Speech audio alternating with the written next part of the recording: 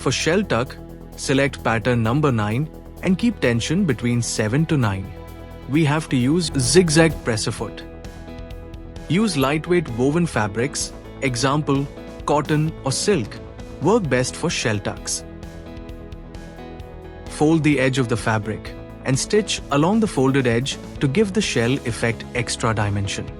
Place the fabric under the presser foot to the left side from the center.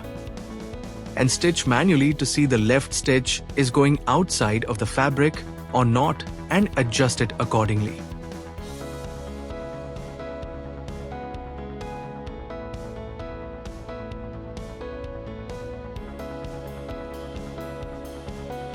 After adjusting the cloth, start the machine.